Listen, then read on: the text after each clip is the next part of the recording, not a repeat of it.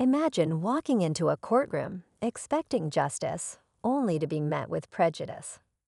That's exactly what happened to one black woman who found herself in front of a judge with a bias he didn't bother to hide. With little hesitation, he fined her, without knowing who she really was. But here's where the story takes a turn. Moments later, the judge's smug confidence started to crack as he discovered she wasn't just another defendant. She was, in fact, a chief prosecutor, someone who knew the law better than most, including him. The energy in the courtroom shifted. Faces changed. The weight of his mistake settled in. But the question remains, what happened next? Did he double down, or did he try to fix the damage? Stay with us as we break down this unbelievable moment, exposing a system that still struggles with fairness and accountability. A routine court appearance took an unexpected turn when a black woman stood before a judge who didn't bother to hide his bias. Without asking many questions, he handed down a fine, treating her like just another defendant. But what he didn't know was that she wasn't just any woman. She was a chief prosecutor. The realization hit him like a shockwave.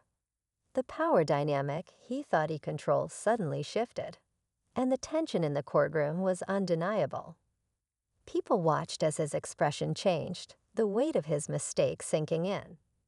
Would he try to justify his actions, or would he backtrack?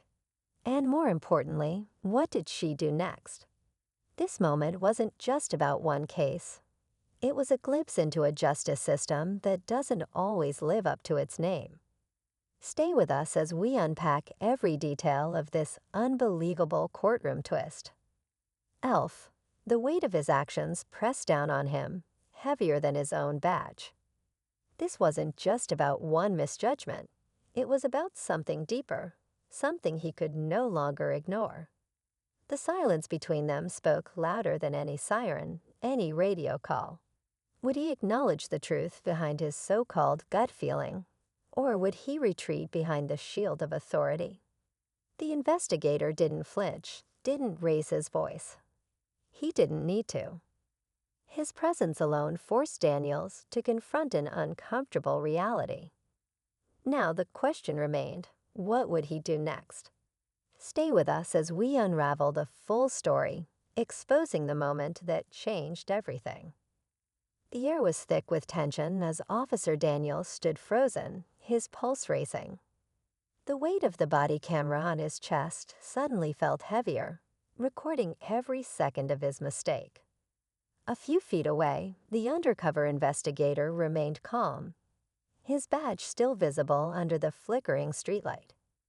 Bystanders whispered, their eyes darting between the two men, waiting to see what would happen next. Daniel's mind spun. He could feel the stares, the silent judgment pressing in on him. He had a choice: own up to what he had done, or find a way to justify it. His training told him to stay in control, but control had already slipped through his fingers. His gut feeling had betrayed him, exposed something he didn't want to face. A radio crackled in the distance. Footsteps approached. Backup was on the way. But would they be coming for him? The truth was out, and there was no turning back now.